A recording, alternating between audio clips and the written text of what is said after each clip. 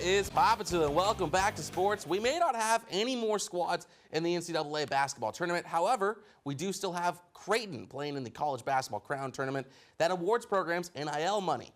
The Blue Jays ended their regular season 16-17, looking to win against the West Virginia Mountaineers. Ball moving here to the corner, and it's Josh Dix all alone for three, and he's going to count it. Later, Mountaineers still leading, but Jays are going to cut it closer. Same corner this time. It's Hudson Greer for the tray ball, and all of a sudden, it's a three-point game, ladies and gentlemen. Move to the second half. Jays trying to stay in it. Jason Green for three from the top. But West Virginia would take off from there, winning 87-70. Now some MLB action. Brewers at Kansas City. Garrett Mitchell gets Milwaukee on the board here. He one-hops it off the wall in center field, and that drives in 2 runs. Brewers take a 2-0 lead. Now on to the third, same score, and have a day. Garrett Mitchell, he blasts a 3-run bomb to right center, his 5th RBI through just 3 innings. Milwaukee takes a 5-0 lead, and the Brewers cruise from there, winning at 5-2. Game 2 of the doubleheader ended earlier.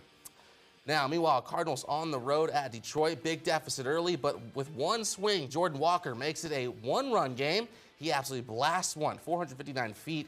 Walker gets the Cardinals right back in it at 7-6.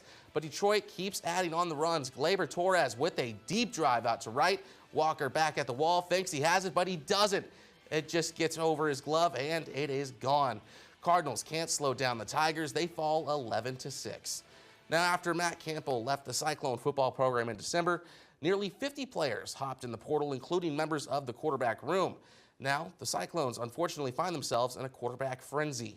The 3 quarterbacks vying for the job are Arkansas State transfer Jalen Rayner, former Southeast Polk star Connor Moberly, and Oklahoma State transfer Zane Flores. Iowa State's new offensive coordinator, Tyler Roll, says that at this point, there isn't a clear front runner. 3 that are doing really well. Jalen, Connor, and Zane are all playing at a high level. And I didn't say it in that order for any reason, but they're all playing at a high level and grasping everything. Their athletic ability, they're doing a good job. Iowa State will conclude their spring practices with their spring showcase on April 25th. That practice, held at Jack Trice Stadium, will be open to the public. In other Iowa football news, the Iowa Football Coaches Association has introduced the Cooper DeJean Trophy, which honors the best player in high school football across the state of Iowa, specifically highlighting 3 core pillars: performance, character, and passion. The inaugural trophy ceremony will be held on April 12th at 4 p.m., and tickets for the event can be found on Bound. That'll do for sports, Chase. I think you should have the Cooper DeJean Trophy. You have a lot of passion for this job. Got a lot of passion. I don't know. Today was a rough one. We'll be back at 10 possibly. We'll be not on screen when I'm not supposed to. We'll be able to hear. We'll be great. We'll get some stuff working around. Not the kinks. Yeah, man. Absolutely. All right. Well, thank you very much, Alex. We'll check back. Now, I got to ask, do you qualify Easter egg hunting as a sport? Hey, man, I've seen people sprain their ankle, break a toe. Break a toe? We have a picture of my aunt hurdling the dog. I'm not even kidding. Like, I'll show you later. My aunt is hurdling their dog to get to the egg. So it's a sport, man. That's intense. I was about to say, if you're breaking bones, yeah, that's definitely sports. That's definitely sports. Extreme Easter egg hunting. Perfect. Right. Well, thank you very much, Alex. Now, KCAU 9 Sports. What is poppin', Sealand? Hope y'all have enjoyed your Easter. Let's get into some sports. Last night, the Muskies wrapped up their final regular season game and now look to the postseason as the road to the Clark Cup begins. The Muskies landed themselves in the 3rd seed, which means they host their first round matchups with the Tri-City Storm. But in case you've missed it, these games will not be played at the Tyson. In fact, they'll be played at the IBP Ice Center. The best of 3 series begins Friday the 10th at 7:05 p.m. Make sure you grab your tickets as soon as possible because there is very limited seating. Now, while most were hunting for eggs today, several college baseball squads were hunting for weekend wins, including the Hawkeyes as they hosted Minnesota for the last matchup of their 3-game series. Iowa already took games 1 and 2, looking for that golden egg here in game 3. They would get on the board first after this grounder from Caleb Wolf, buying time for Gable Mitchell to make it a 1-0 game.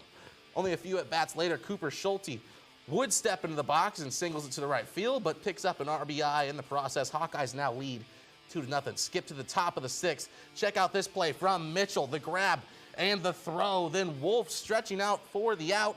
Hawkeyes finish the weekend with the sweep, winning 5-4. Next up, we got number 19 Nebraska hosting Big Ten rival Penn State. Nittany Lions with the early 2-0 lead until this double into right field from Joshua Overbeek. He gets one runner home, and Big Red is on the board. Next up is Drew Grego, and he's going to send this one deep, and it's going, and it's gone for home run number 1 of the day. Just like that, Nebraska jumps in the driver's seat with a 4-2 lead. But the Huskers weren't finished. Rhett Stokes finds himself a 3-run homer in the 3rd inning, and Nebraska stacks onto its lead, and they just kept chugging along. Big Red wins this one 8-6. Now, speaking of the Huskers, the number 5 softball team hosted Rutgers for their final game of a 3-game series.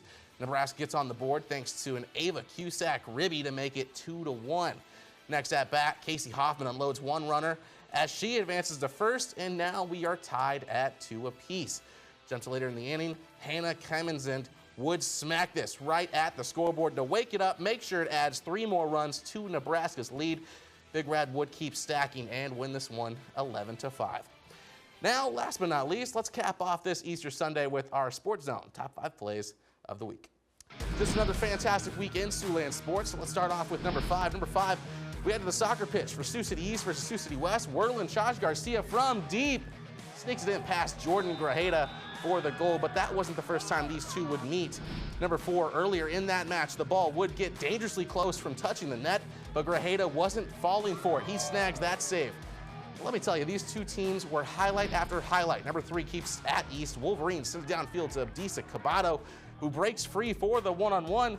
He's going to pop it right at the goalie and over him for the collision.